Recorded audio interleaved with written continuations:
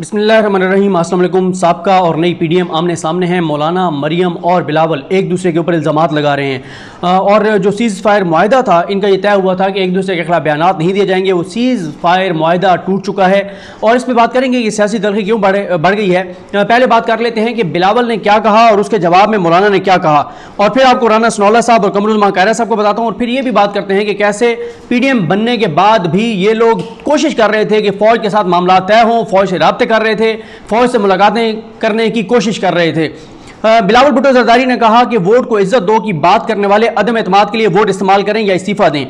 बिलावल और peoples party का यह मौकफ रहा है कि जो पीएमएलएन है, मौलाना हैं, हम सबको मिलकर अदम एतमाद पहले लानी चाहिए। पंजाब में उस्मान बुज़दार को हटाना चाहिए, फिर अदम एतमाद लानी चाहिए वफाक में इमरान खान के खिलाफ, यानी इन हाउस तब्दीली लानी चाहिए, असम्बलियाँ नहीं गिरानी चाहिए, इमरान खान की हुकूमत को घर नहीं भेजना चाहिए, सिर्फ इमरान खान को तब्दील करने की कोशिश करनी चाहिए, और इधर उस्मान बुज़दार को हटाकर और साथ ही अपना वज़ीर आला पंजाब जो है वो लाया जाए जो कि नून लीग से ताल्लुक़ रखता हो।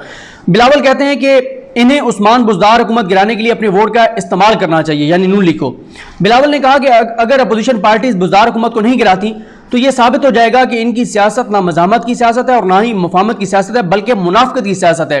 तो बिलावल भुट्टो जरदारी मरियम नवाज की सियासत को, मुस्लिम लीग नून की सियासत को मुनाफिकत की सियासत करार दे रहे हैं। वो कहते हैं कि पंजाब के अवाम मुनाफिकत की सियासत को रद्द करे, दोगली पॉलिसी से काम नहीं चलेगा, अपोजिशन को नाअहल, नालायक और नाजायज हुकूमत को चैलेंज करना पड़ेगा या इस बात के एतराफ़ करना पड़ेगा कि आप इस इलेक्टेड हुकूमत के सहूलतकार हैं। और इसके बाद उन्होंने खैर दावे किए कि पीपल्स पार्टी दिन ब दिन पंजाब में मकबूल होती जा रही है और अगली हुकूमत वफाक और पंजाब में पीपल्स पार्टी की होगी, इसलिए पार्टी के हर जाले की जरूरत है कि कभी भी जियो भुट्टो के नारे लगाए।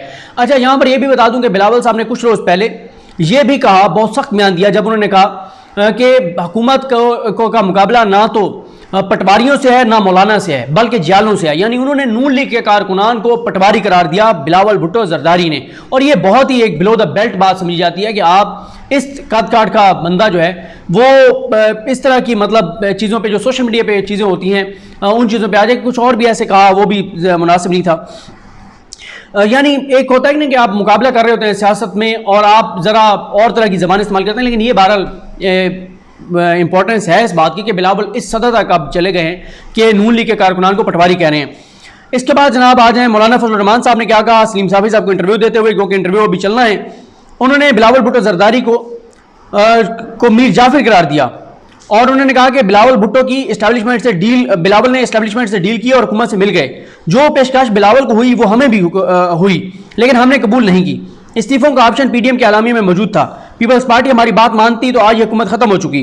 और उन्होंने कहा कि जब आप के सफ़ों में मीर जाफिर उठेंगे तो कुछ फ़र्क तो पड़ेगा, नाम लेने की ज़रूरत नहीं, लोग बहुत होशियार हैं, समझ जाते हैं। उसके बाद उन्होंने कहा कि बिलावल, अगर हमने बिलावल ही को पीडीएम कहना है तो फिर इस्टेब्लिशमेंट के हाथ में कौन खेल रहा है, पीडीएम का ब्रैकेट कौन हुआ है, हम वो सियासत नहीं करेंगे। हमारे आलामिया में इस्तीफों का ऑप्शन मौजूद था, इसका इनकार किया गया। और उसके बाद उन्होंने कहा कि हम बहुत कुछ जानते हैं, बहुत कुछ हमारे नोटिस में है, नोटिस में आया, लेकिन हम महाज नहीं खोलना चाहते। महाज खोल भी दिया और कह रहे हैं महाज खोलना भी नहीं चाहते। अच्छा, एक और कल जो डेवलपमेंट हुई वो ये हुई कि ख्वाजा साद रफीक साहब जो माजी में बहुत सख्त बयान दिया करते थे पीपल्स पार्टी के खिलाफ, अब वो पीपल्स पार्टी के, जब पीपल्स पार्टी और नून लीग का इत्तेहाद हुआ तो वो खामोश हो गए, क्योंकि ख्वाजा साद रफीक जो है वो बड़े सख्त बयान देते थे पीपल्स पार्टी के खिलाफ। एक बार असेंबली में उन्होंने कहा था कि बिलावल साहब अपने वालिद से पूछें कि उनके पेट का दोज़ख कब भरेगा, कितनी करप्शन उनको चाहिए, कितना उनको पैसा चाहिए। तो कल साद रफीक साहब ने, बिलावल भुट्टो जरदारी साहब ने एक उनके बयान को दुनिया न्यूज़ ने ट्वीट किया, तो उसको को ट्वीट करते हुए ख्वाजा साद रफीक साहब ने कहा कि बिलावल साहब, क्योंकि बिलावल साहब ने कहा था कि आप अपोजिशन का किरदार अदा करें या ऐलान करें कि आप हुकूमत के सहूलतकार हैं, यानी नून लीग और मौलाना को कहा। उस पर ख्वाजा साद रफीक ने कहा बिलावल साहब इस हद तक ना जाएं कि वापस लौटना पड़ा तो मुश्किल होगी, सहूलतकारी पर बात हुई तो दूर तक जाएगी, तोड़ने की नहीं जोड़ने की बात करें। अपोजिशन का लॉन्ग टर्म इत्तेहाद ही निजात का रास्ता है, अगले इक़्तिदार में हिस्सा मिलने की बातें लॉलीपॉप हैं, आपका मुकाबला हमसे नहीं है, माजी की गलती ना दोहराएं। अच्छा, एक तरफ ख्वाजा साद रफीक साहब ये कह रहे हैं कि आपको लॉलीपॉप दिया जा रहा है, आगे आपको कुछ नहीं मिलने वाला। ख्वाजा साद रफीक साहब कह रहे हैं, ख्वाजा आसिफ साहब कह रहे हैं और चौधरी निसार कह रहे हैं कि अगली हुकूमत में चांसेस हैं कि पीपल्स पार्टी को, आसिफ अली जरदारी को कुछ ना कुछ हिस्सा मिल जाए, क्योंकि आसिफ अली जरदारी जो मुमकिनात का खेल है उस खेलने के माहिर हैं। अब आ जाए जनाब कि ये सीज फायर मुआहदा, एक तो यह है कि हाँ, अब आ जाए राना सनौला साहब पर। राना सनौला साहब ने शाहजेब खानजादा साहब के प्रोग्राम में कहा कि जो इस्टेब्लिशमेंट है, इदारे हैं, उन्होंने हमें यह कहा था कि आप इन हाउस चेंज लाएं, आप हुकूमत ना गिराएं, आप इन हाउस चेंज लाएं और आप ये सड़कों पर ना आएं। अच्छा, इस पे गो के कमरुज़्ज़मान कायरा साहब ने कहा कि मेरे नोटिस में ऐसा कुछ नहीं है, लेकिन ये एक दूसरे का, जैसे मौलाना कह रहे हैं बिलावल फौज के साथ राब्ते में थे, कमरुज़्ज़मान कायरा साहब कहते हैं कि हमारा मुंह ना खुलवाएं, हमें पता है मौलाना फजल रहमान कब कब जो है वो फौज के साथ, इदारों के साथ राब्ते में थे, एस्टेब्लिशमेंट के साथ राब्तों में थे।